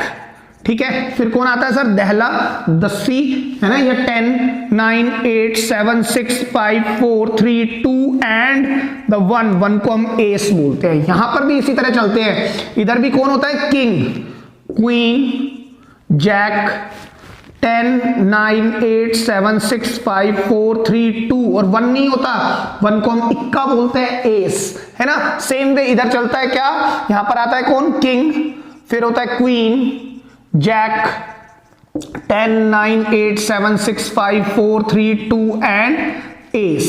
सेम वे इधर king, queen, jack, 10 9 8 7 6 5 4 3 2 and the last one is again ace. Clear है बात। 1-2 बातें और। अच्छा सर 13 पत्ते होते हैं, पहले गिनवा दो। देखो 1 2 3, देखो 2 से लेकर 10 तक कितने हो गए सर, 2 से लेकर 10 तक कितने हो गए, 9 पत्ते तो यही हो गए, और एक ये 10 11 12 13, है ना। 2 से लेकर 10 तक होते हैं 9 पत्ते, 9 ये हो गए सर, और एक एस 10 11 12 13। सेम वे ये 13 और ये 13, तो 13 13 13 13 टोटल हो गए 52 कार्ड्स होते हैं। क्लियर है बात। 1-2 चीजें और ध्यान से सुनना मेरी बात को बेटा। जैक को हम नेव भी बोलते हैं, KNAVE, जैक को हम KNAVE भी बोलते हैं, KNAVE, नेव का भी मतलब है ना, अगर मैं बात करूं ना, नेव वर्ड कहां से आया और क्यों इंपॉर्टेंट है, क्योंकि एक बार CBSE बोर्ड में पूछा हुआ है कि हाउ मेनी नेव्स या find the probability of getting a knave, तो बच्चों को यही नहीं पता था जैक और नेव में फर्क क्या है, तो नेव इज मीनिंग जैक। बेटा नेव का मतलब मैं 16th सेंचुरी की बात कर रहा हूं मैं, लगभग 1600 की। तो उस समय पे इंग्लैंड के अंदर इंग्लैंड के अंदर जो मेल सर्वेंट्स होते हैं ना उनको नेव बोला जाता था। क्लियर है? बस इतनी कहानी काफी है आप लोगों को समझने के लिए कि बेसिकली जो स्लेवरी होती थी ना, स्लेवरी उस समय खूब यानी कि खूब चरम पर थी। तो स्लेवरी खूब चलती थी, चाहे इंडिया में थे वो लोग चाहे वहां थे, स्लेव बहुत पैदा करते थे अपने लिए, खूब काम कराते थे उनसे फ्री फंड में। तो उनमें से एक नेव वहां पर बोले जाते थे। क्लियर है? ये बात ध्यान रखना है आपने, नेव क्या होते हैं बस इतना ही बात याद रखना है। जैक का मतलब गुलाम होता है ना हिंदी में, ये भी गुलाम होते थे। क्लियर है? बस अलग अलग टर्म्स यूज करते थे, है ना, यहाँ स्लेव्स यूज करते थे, वहां नेव यूज करते थे, जैक यूज करते थे, कैसे भी समझ ले आप। ठीक है? अच्छा अब आगे बात करते हैं, देखिए ध्यान से समझना सर, इसके अंदर ना कुछ फेस कार्ड्स होते हैं। S is not a face card. देखो ये तीनों ना फेस कार्ड होते हैं, सेम वे ये तीनों भी फेस कार्ड है, सेम वे ये तीनों भी फेस कार्ड है। चेक करो, फेस मतलब इनके फोटो छपे होते हैं ताश के पत्तों पर। तो टोटल फेस कार्ड जो होते हैं ना आपकी गड्डी के अंदर, समझ गए होंगे, 3 यहां 3 यहां 3 यहां 3 यहां, तो टोटल 12 पत्ते होते हैं, 12 कार्ड्स होते हैं फेस कार्ड्स। ठीक है? अच्छा सर इनको क्या बोलते हैं बेटा? इनको ना हम सूट्स बोलते हैं। मतलब कि अगर मैं बात करूं जो रेड पत्ते हैं और जो ब्लैक पत्ते हैं उनके फर्दर प्रकार क्या है, मतलब कितने टाइप हैं, इसी को हम सूट्स बोलते हैं टेक्निकल टर्म में, राइट? क्योंकि ये प्रकार है ना, ये चारों क्या है, टाइप है किसकी, कार्ड्स की। 4 इन टाइप में बटे हुए हैं ये कैटेगराइजेशन, तो हम इनको सूट्स बोलते हैं। और इनको हम क्या बोलते हैं, फेस कार्ड, क्योंकि इनके फेस होते हैं। S is not the face card. बच्चों को बड़ा डाउट रहता है, एस का उसका फेस नहीं होता, उस पर तो वो सिंबल होता है, वो फेस नहीं है। इन पर फेस है, किंग का, क्वीन का और जैक का, तो ये फेस कार्ड्स गिने जाते हैं। क्लियर है बात? अच्छा this is all about the sample space, है ना। मैंने जो सैंपल स्पेस लगभग आपको जो मेन क्वेश्चंस आपके बनते हैं उनसे रिलेटेड सारे सैंपल स्पेस बता दिए। अब कुछ और फर्दर की टर्म्स पर बात करते हैं, आप इसको लिख लीजिए। तो चलिए स्टूडेंट्स 2 और इवेंट्स पर बात करते हैं, है ना, 2 और इंपॉर्टेंट टर्म्स पर बात करते हैं। एक होते हैं म्यूचुअली एग्जॉस्टिव इवेंट्स और एक होता है म्यूचुअली एक्सक्लूसिव इवेंट्स। देखिए ध्यान से समझना बेटा, इंग्लिश में ना एग्जॉस्टिव का मतलब होता है थक जाना, टायर्ड हो जाना, पूरे के पूरे इवेंट्स आ जाना, उसको बोलते हैं मैथ्स में एग्जॉस्टिव। जैसे इंग्लिश में एग्जॉस्ट का मतलब होता है tired, I am exhaust now, I am tired now, पूरी तरह से थक चुका हूं, मेरी पूरी एनर्जी निकल चुकी है। सेम वे मैथ्स में एग्जॉस्टिव इवेंट्स मतलब सारे के सारे पॉसिबल आउटकम इसी इवेंट में आ जाना। क्लियर है? सेम वे एक्सक्लूजन का मतलब आप समझते हैं ना, निकल जाना, मतलब अपने आप। म्यूचुअली एक्सक्लूसिव मतलब ये है कि 2 इवेंट है मान लीजिए, तो कहता है अगर आप इस इवेंट में आ गए तो म्यूचुअली हम दोनों की अंडरस्टैंडिंग है, मैं नहीं आऊंगा। अगर आप इस पार्टी में जाएंगे तो मैं नहीं जाऊंगा, और अगर मैं जाऊंगा तो सामने वाला कहेगा मैं नहीं जाऊंगा। समझ रहे हैं आप बात? इनको मैथ में समझते हैं। देखिए कहने का मतलब क्या है, म्यूचुअली एग्जॉस्टिव इवेंट कहते हैं 2 event are set to be mutually exhaustive if the union जो हम सेट्स में लगाते थे, अगर union of the outcomes of 2 और मोर इवेंट्स, मतलब 2 या 2 से ज्यादा इवेंट के जितने भी आउटकम होंगे अगर वो इक्वल हो जाए, उनका यूनियन इक्वल हो जाए ऑल पॉसिबल आउटकम या सैंपल स्पेस के, तो हम क्या कहेंगे, they are set to be mutually exhaustive events. Clear है? एक बात और समझते हैं, 2 events are set to be mutually exclusive if 2 or more events cannot appear at the same time in the same trial, मतलब 2 इवेंट इकट्ठे नहीं आएंगे सेम ट्रायल पर, है ना। तो सर इसको एग्जांपल से समझने की कोशिश करते हैं। देखिए फॉर एग्जांपल मैंने कहा पहले डाई लेते हैं, अ डाई इज रोल्ड, एक डाई उछाली गई, है ना, फेंकी गई, थ्रो की गई। कहता है 2 इवेंट है इसके अंदर, एक ए इवेंट है और एक बी इवेंट है। कहता है नंबर मोर देन 3 अपीयर्स। इसने कहा नंबर है ये, number less then 4 appears. Clear है बात? अब आप मेरी बात ध्यान से सुनना। एक डाई रोल करते हैं तो इसका सैंपल स्पेस तो आप बना ही सकते हो ना, क्या आएगा, एक डाई रोल करोगे तो 1 2 3 4 5 एंड 6। क्लियर है? अब जब डाई रोल की गई तो 2 इवेंट भी कहे उसने। ए इवेंट कहता है नंबर मोर देन 3 अपीयर्स, तो आया क्या क्या ए इवेंट में 3 से बड़ा नंबर मोर देन 4 3 अपीयर्स, तो 4 आ सकता है, 5 आ सकता है और 6 आ सकता है। इसी तरह एक बी इवेंट भी बताया उसने, बी इवेंट क्या कहता है, नंबर लेस देन 4 अपीयर्स, तो 1 आ सकता है, 2 आ सकता है, 3 आ सकता है, सर 4 आ सकता है, नहीं आ सकता है। तो अब मैं क्या कह रहा हूं, ध्यान से सुनिएगा, ये 2 इवेंट थे, अगर इन दोनों को मैं यूनियन ले लूं तो क्या आएगा, 1 2 3 4 5 6 which is equal to sample space. तो मतलब ये हुआ, अगर किन्हीं भी 2 या 2 से ज्यादा इवेंट्स का यूनियन मेरे सैंपल स्पेस के इक्वल आ जाएगा तो they are said to be mutually exhaustive events. बस इतना ही समझना है आपने, क्लियर है बात। अच्छा एक बात और करते हैं सर, ये म्यूचुअली एक्सक्लूसिव भी होंगे, हाँ वो भी चेक करते हैं। देखो ए इवेंट और बी इवेंट में, ए यूनियन बी अगर सैंपल स्पेस के, मैं यहां पर लिख भी देता हूं, अगर A union B union C union and so on, अगर ये सैंपल स्पेस के इक्वल आ गए, इन सभी इवेंट्स का यूनियन अगर सैंपल स्पेस के इक्वल आ गया तो सर ये क्या होंगे, म्यूचुअली एग्जॉस्टिव इवेंट होंगे। लेकिन यहां पर क्या है, अगर ए बी सी इनका इंटरसेक्शन देखते हैं बेटा हम, intersection D and so on, अगर ये फाइ है मतलब इनमें कुछ भी कॉमन नहीं है तो they are said to be mutually exclusive event, अपने आप हट रहे हैं। देखो ध्यान से, इन दोनों इवेंट्स की बात करता हूं, ए और बी की, क्या ए और बी में कुछ कॉमन है, आप कहेंगे सर कुछ भी कॉमन नहीं है। मतलब क्या हुआ, ए ने कहा अगर 4 मेरे पास, अगर 4 ने क्या कहा, मैं अगर ए में आ गया तो मैं बी में नहीं जाऊंगा, तो अपने आप म्यूचुअली एक्सक्लूजन हो रहा है नंबर्स का।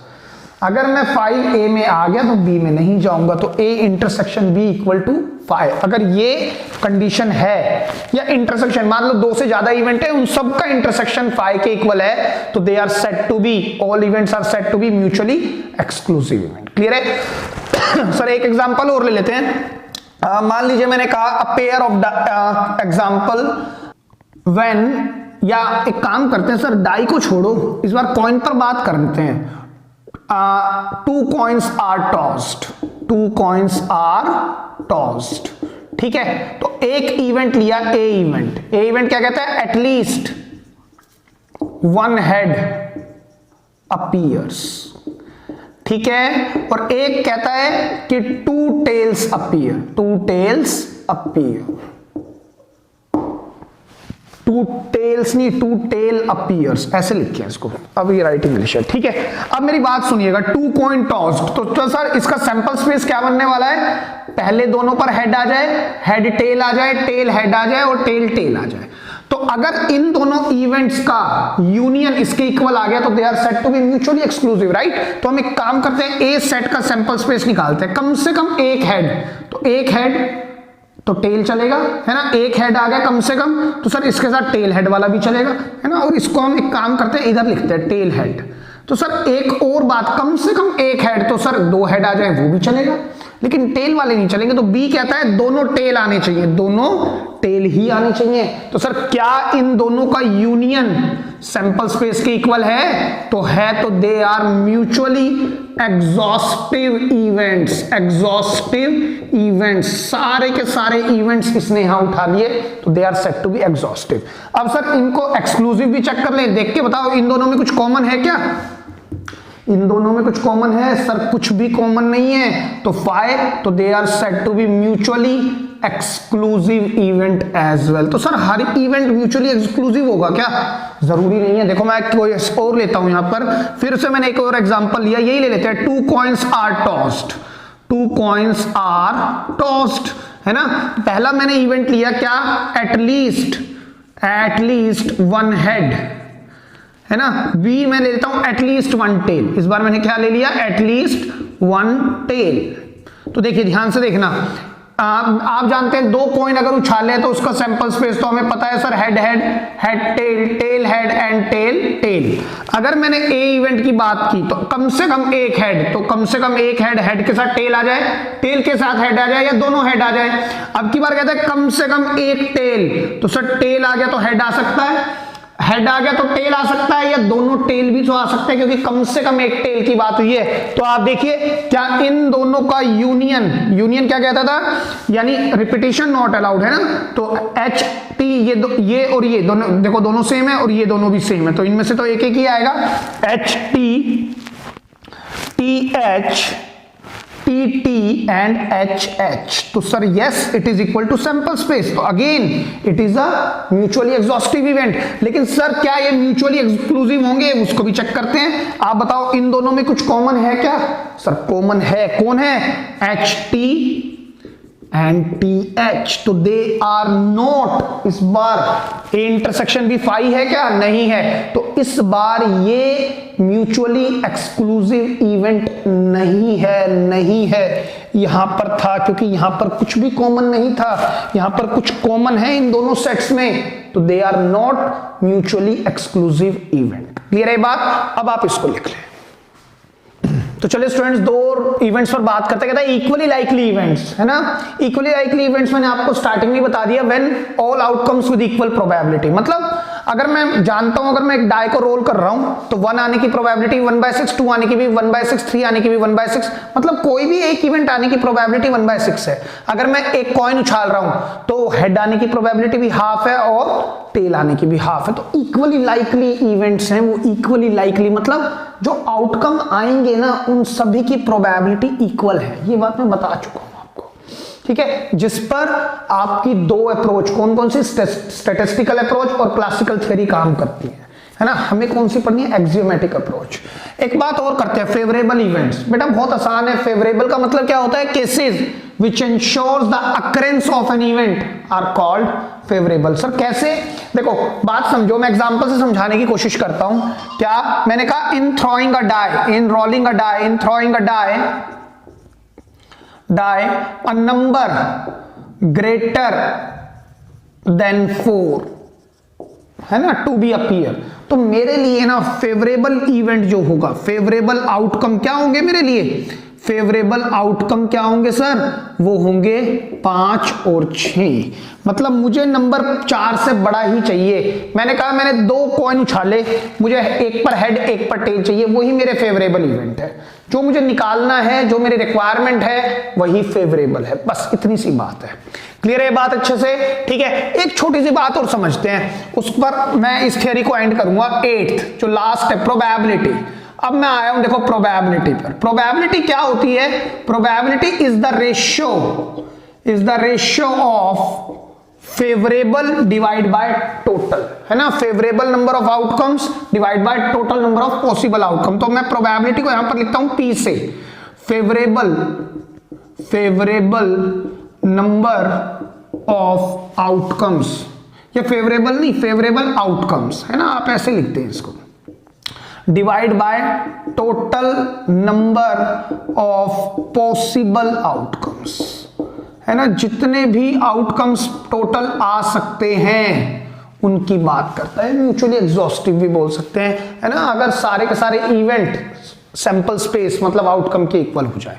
तो मेरी बात ध्यान से सुनिएगा। एक बात और बता देता हूं, फेवरेबल इवेंट्स को हमने यूजुअली M लेटर से डिनोट करते हैं, स्मॉल m से। तो हम इसको स्मॉल m दे रहे हैं, 1 मिनट, और ये n, है ना। टोटल नंबर ऑफ आउटकम्स को हम n से डिनोट करते हैं। मान लीजिए, देखिए समझने की कोशिश करना, अगर मेरे पास एक प्रोबेबिलिटी ऑफ a है, इस प्रोबेबिलिटी a के होने की प्रोबेबिलिटी क्या है? m अपॉन में n। भाई प्रोबेबिलिटी ऑफ इवेंट a है, फेवरेबल ये है और टोटल ये है m/n, ठीक है। तो मैं एक बात जानता हूं, प्रोबेबिलिटी ऑफ a नॉट, ए बार से रिप्रेजेंट कर रहा हूं मैं A नॉट। तो अगर प्रोबेबिलिटी इवेंट A के होने की ये है, टोटल तो आएगा ही नीचे, और ऊपर क्या आएगा? M। तो नीचे क्या आएगा यहां पर sir? Number of possible outcome, है ना। एक बार पूरा लिख ही लेते हैं, पॉसिबल आउटकम। तो यहां पर भी आएगा सर, जिसको मैं n से डिनोट कर रहा हूं। ऊपर कौन आएंगे? A नॉट, मतलब probability of not happening of event A। तो नॉन फेवरेबल आएंगे सर यहां पर, नॉन फेवरेबल आउटकम। बात समझे? मैं अभी बताता हूं आपको। देखिए मैं क्या कहने की कोशिश कर रहा हूं, probability of happening of event A, probability मतलब A के आने की, मतलब नंबर 4 से बड़ा आने की, वो तभी है जब मेरे फेवरेबल आउटकम 5 या 6 आ जाए आउट ऑफ द टोटल, मतलब 6 में से इन 2 में से कोई आउटकम आ जाए। अब मैं कह रहा हूं probability of not happening this, तो सर अगर ये नहीं चाहिए तो ऊपर नीचे तो 6 ही होंगे टोटल, तो ऊपर कौन कौन आए, 1 आ जाए या 2 आ जाए या 3 आ जाए या 4 आ जाए, 5 और 6 आ गए तो फेवरेबल में चला जाएगा। तो probability of not happening of event A will be equal to non favourable divide by number of possible outcome. Clear है ये बात समझ में आ रही है। अब मैं एक बात जानता हूं, ध्यान से समझना, number of non favourable outcome क्या होंगे टोटल में से। देखो अगर मैं यहां पर टोटल लेता हूं, टोटल कितने हैं 6, टोटल कितने हैं 6, माइनस कर दूं इसमें से फेवरेबल, तो वो कोई कितने हैं 2, तो बचेंगे कितने 4।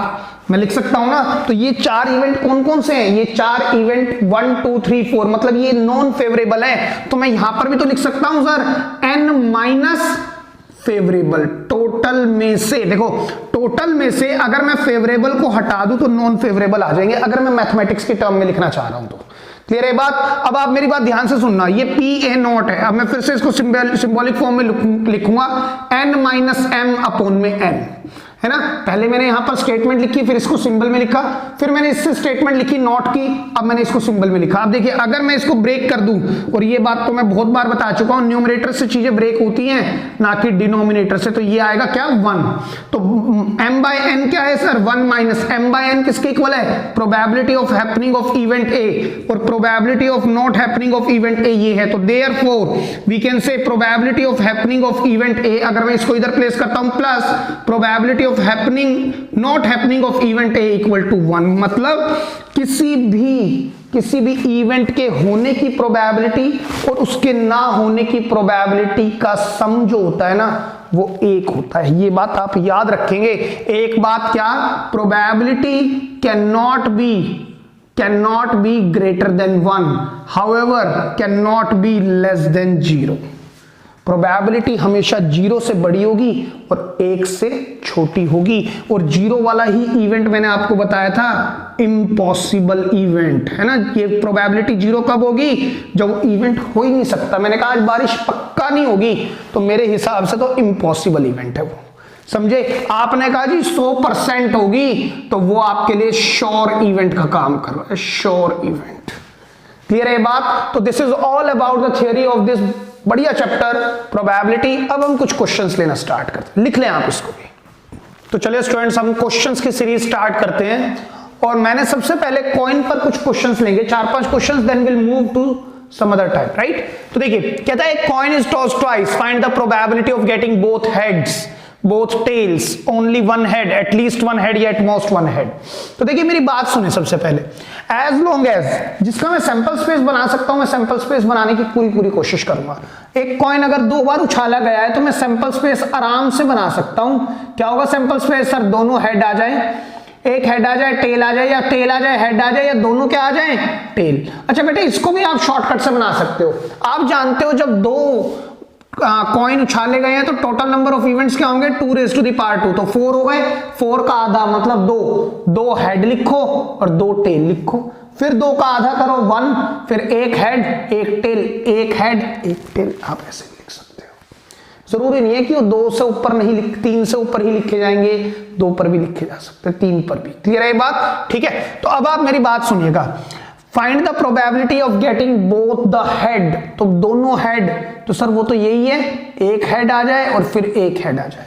अब आप मेरी बात ध्यान से सुनना, अगर मैं हेड आने की प्रोबेबिलिटी, टोटल कितने हैं इसमें 1 2 3 4, total number of possible outcome कितने हुए 4, और हेड आने की क्या है, ये दोनों हेड आने की 1, तो आप डायरेक्ट कहेंगे सर 1/4, लेकिन हमने ऐसे काम करना ही नहीं है। अब हम लगाएंगे एक्सियोमेटिक अप्रोच, जैसा मैंने कहा था। ये आपका सिंपल है कि फेवरेबल अपॉन में टोटल, क्योंकि ऐसा क्यों हो रहा है अभी बात करेंगे। इसको हमने क्लासिकल थ्योरी से क्लास 10th में कर लिया था कि जो टोटल नंबर ऑफ इवेंट है ना सर सैंपल स्पेस में वो 4 है, और मुझे क्या चाहिए दोनों हेड, तो दोनों हेड एक इवेंट है, तो 1 अपॉन में 4 ये आंसर होगा। लेकिन ये तभी काम करेगा जब ये सब इवेंट इक्वली लाइकली है, मतलब इंडिविजुअली देखो हेड के आने की प्रोबेबिलिटी हाफ, फिर हेड के आने की प्रोबेबिलिटी हाफ, हेड के आने की प्रोबेबिलिटी हाफ, टेल के आने की प्रोबेबिलिटी भी हाफ, टेल के आने की प्रोबेबिलिटी हाफ, हेड के आने की प्रोबेबिलिटी हाफ, हाफ हाफ। जब सबकी प्रोबेबिलिटी सेम है ना तभी फेवरेबल अपॉन टोटल वाला फॉर्मूला काम करेगा, which we have read during the time of class 10th in classical theory. Clear है? अदरवाइज आपकी एक्सियोमेट्री की काम करेगी। कुछ क्वेश्चंस आएंगे आगे आप देखेंगे। तो देखो हेड आने की प्रोबेबिलिटी क्या है? हाफ। आप ऐसे लिखेंगे। अभी क्या क्वेश्चन पूरा हुआ? सर नहीं हुआ, क्योंकि 2 बार हेड चाहिए। एंड का मतलब मल्टीप्लाई 1/2। आप इसको इस तरह से करेंगे। मे भी आपको लगे सर ये टाइम कंज्यूमिंग है। बेटा कोई नई चीज सीखते हैं तो टाइम कंज्यूमिंग लगती है, लेकिन मैं आपको बार बार बोल रहा हूं ये एक ऐसी अप्रोच है जो इक्वली लाइकली इवेंट्स पर भी काम करेगी और नॉट इक्वली लाइकली पर भी करेगी। आपके गलती होने के चांसेस बहुत कम होंगे। नंबर 2, कंफ्यूजन भी क्रिएट नहीं होगी। क्लियर है? अब फिर से देखते हैं। बोथ टेल, दोनों टेल, तो ये भी टेल ये भी टेल। तो सर यहां पर भी अगर मैं देखूं तो एक इवेंट ये है आउट ऑफ 4, तो आंसर तो आएगा 1/4। बिल्कुल ठीक है, लेकिन हम ऐसा नहीं करेंगे। हम क्या कहते हैं? टेल के आने की प्रोबेबिलिटी हाफ। क्या क्वेश्चन की कंडीशन पूरी हुई? नहीं हुई। क्या बोला उसने? 2 बार टेल, तो 2 बार टेल आना चाहिए। अभी तो एक ही टेल की लिखी है तो एंड लगेगा। एंड का मतलब रियल नंबर में मल्टीप्लाई, फिर हाफ, ये आएगा 1/4। क्लियर हो रही है बात? ओनली 1 हेड, केवल एक हेड चाहिए। तो या तो वो केस होगा ये वाला, पहले हेड आ जाए फिर टेल आ जाए, है ना? आप यहां लिखना चाहें तो P भी लगा सकते हैं, probability of this, probability of this, है ना? यहां पर भी लगा सकते हैं, लेकिन मेरे को लगता है कि आप इससे ज्यादा P, HT काफी वेरिएबल्स हो जाते हैं तो बच्चे थोड़े कंफ्यूज हो जाते हैं, इसलिए मैं इसको सिर्फ HT लिख के छोड़ देता हूं। और ये हमारे कॉन्टेक्स्ट के लिए है कि भाई हमें समझना है। ठीक है, हेड आ जाए या टेल आ जाए, एक ही हेड चाहिए ना। लेकिन सर ऐसा भी तो हो सकता है, क्वेश्चन की रिक्वायरमेंट पूरी कर दी हमने। देखो ध्यान से, ओनली 1 हेड। बिल्कुल ठीक है सर, एक हेड आ तो गया। और कितनी बार उछालना था सिक्का? 2 बार। तो पहले पे हेड आ गया, दूसरे पे टेल आ गया। ओनली 1 हेड आ तो गया। लेकिन एक बच्चा और आया, उसने कहा सर ऐसा भी तो हो सकता है कि पहले पे टेल आ जाए दूसरे पर हेड आ जाए। तो यहां पर क्वेश्चन की रिक्वायरमेंट पूरी हो गई थी, है ना? लेकिन एक केस और बन रहा है तो बीच में लगेगा बेटा और का मतलब होता है प्लस। बार बार ध्यान से समझेंगे। हेड आने की प्रोबेबिलिटी हाफ, टेल आने की प्रोबेबिलिटी भी हाफ। और का मतलब क्या है? प्लस। टेल आने की प्रोबेबिलिटी हाफ, हेड आने की भी हाफ। 1/4 और 1/4 2/4 विच इज 1/2, तो प्रोबेबिलिटी होगी हाफ।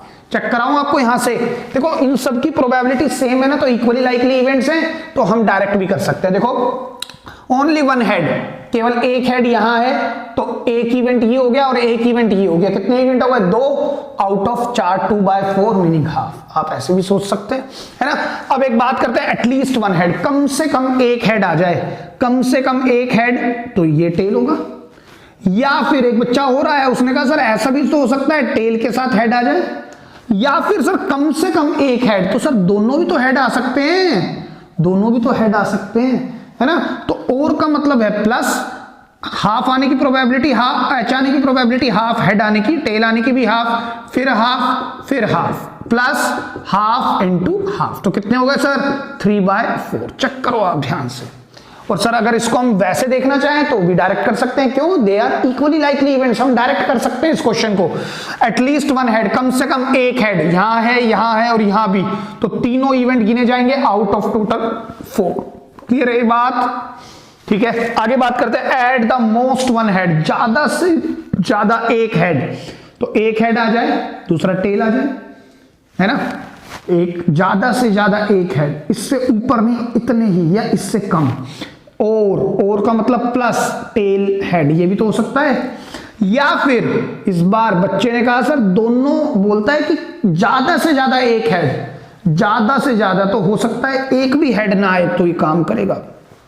बेटा बड़ी सीधी सी बात है, एट मोस्ट 1 का मतलब है कि आप अगर बाजार गए और आपने कहा पापा मुझे बर्गर खाने हैं, तो पापा क्या कहेंगे? बेटे ज्यादा से ज्यादा एक खाना है, तो 2 तो मिलेंगे ही नहीं। एक खा लो चलेगा, ना भी खाओ तो भी चलेगा, तो 2, एक भी हेड ना आए तो भी चलेगा। कम से कम एक चपाती खानी है टू बी फिट, डॉक्टर ने कहा कम से कम एक चपाती, तो आप एक खा लो चलेगा, फिर एक खा लो चलेगा, 2 खाओगे तो और जल्दी रिकवर होगे। या फिर आपके फादर ने कहा कम से कम 70% नंबर लाने हैं, कम से कम 80%, तो 80 से कम तो बिल्कुल नहीं लाने। हाँ 90 आ गए तो again you will get the reward as well. Right.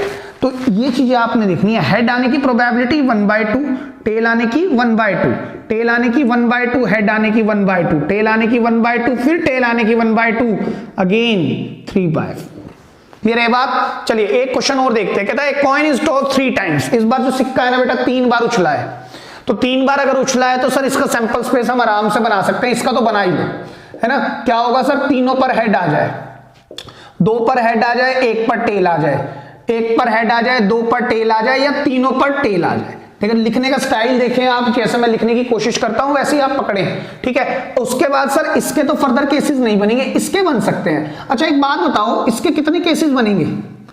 Head head tell. अगर ये मेरे पास 3 अल्फाबेट हैं और फंडामेंटल प्रिंसिपल ऑफ काउंटिंग कहते हैं कि अरेंज ऑल दीज, तो आप क्या कहोगे बताओ, कैसे देखोगे? सर वैसे इसकी भी जरूरत नहीं है ना सर। अगर मान लो मेरे पास एक वर्ड है राम, अगर मैं इनको अरेंज करना चाहता हूं तो 3 फैक्टोरियल से अरेंज कर दूंगा।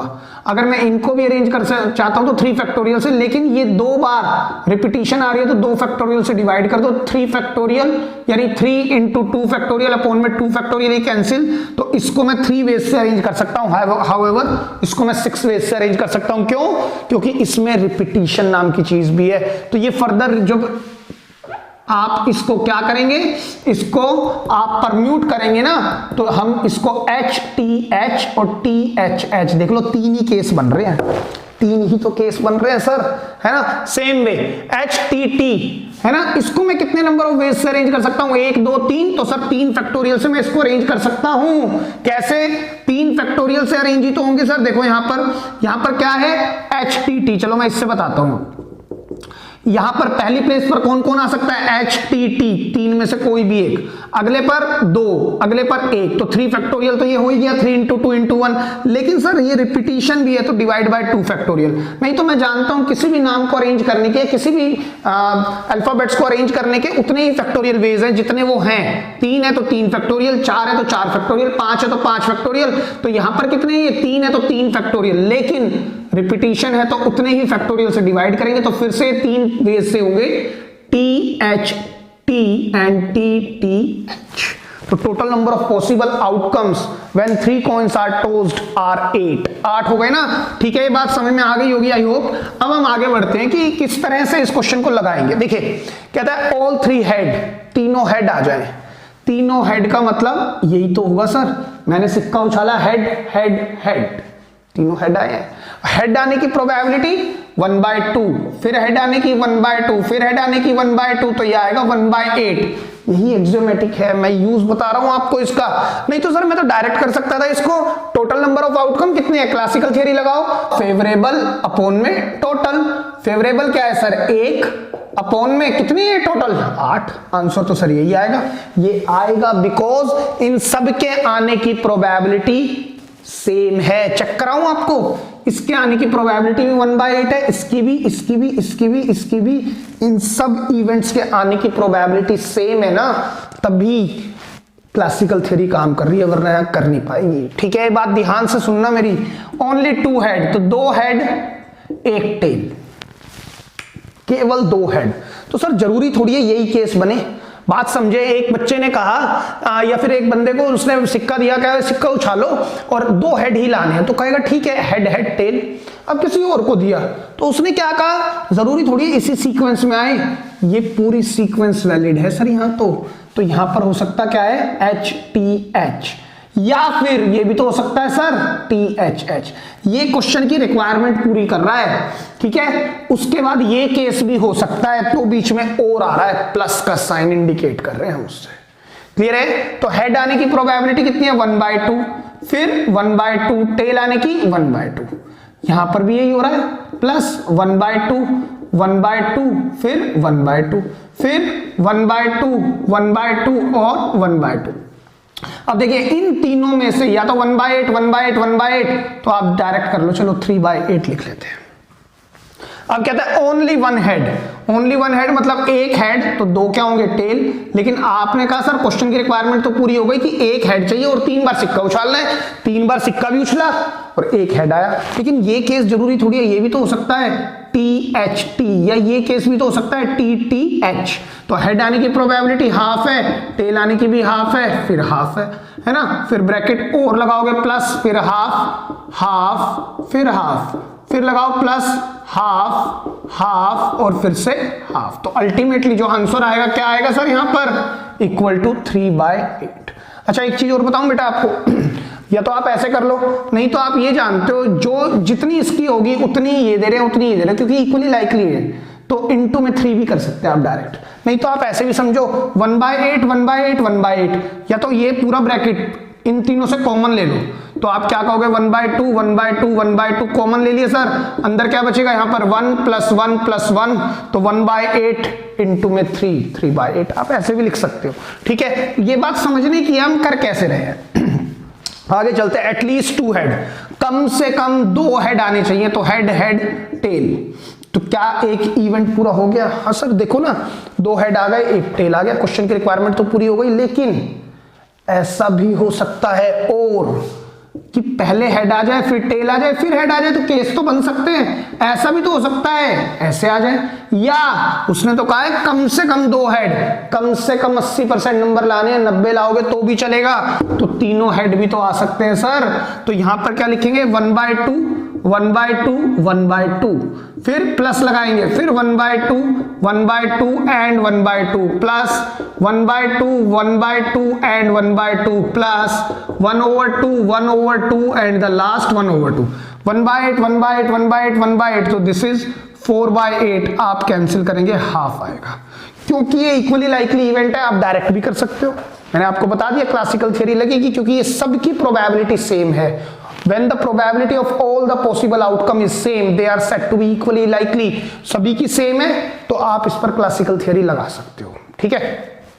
At the most 1 head, ज्यादा से ज्यादा एक हेड आए, हेड टेल टेल, या फिर टेल हेड टेल, या फिर टेल टेल हेड, या फिर ज्यादा से ज्यादा एक ही बर्गर मिलेगा आपको खाने को, इससे ऊपर नहीं, बिकॉज इट में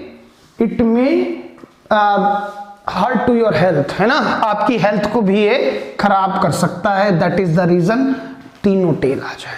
तो यहां भी यही होगा सर, 1/8 1/8 1/8 1/8 आप कर लेंगे, इसमें भी आंसर आएगा हाफ। क्लियर है? आगे बढ़ते हैं। मोर देन 1 हेड, एक से ज्यादा हेड चाहिए, चाहिए ही चाहिए एक से ज्यादा हेड, तो कौन होगा सर, हेड हेड टेल, एक से ज्यादा head plus head tail head. Sir ये भी तो केस हो सकता है, मैंने 3 बार सिक्का उछालना है, 3 बार सिक्का उछाला, हेड हेड टेल, एक से ज्यादा हेड आ गया। ऐसा भी तो हो सकता है सर, 3 बार सिक्का उछालना है, अब की बार किसी और बच्चे की टर्न दी, तो पहले हेड आया, फिर टेल आया, फिर हेड आ गया। अभी भी सर 3 बार सिक्का उछाला मैंने और 2 हेड आ गए, तो यहां पर तो आएगा इस कैटेगरी में। ऐसा भी हो सकता है सर, एक बच्चे ने और उछाला, पहला टेल आ गया, दूसरी बार दोनों में हेड आ गया, तो ये भी मोर देन 1 हेड है। लेकिन सर मेरी तो किस्मत इतनी बढ़िया थी कि तीनों ही हेड निकाल के ले आया, तो अल्टीमेटली ये कुछ नहीं है, एटलीस्ट 2 हेड है बेसिकली। क्लियर है ये बात? आपको लिख लें। So students, this is all about for today's lecture. Thank you so much.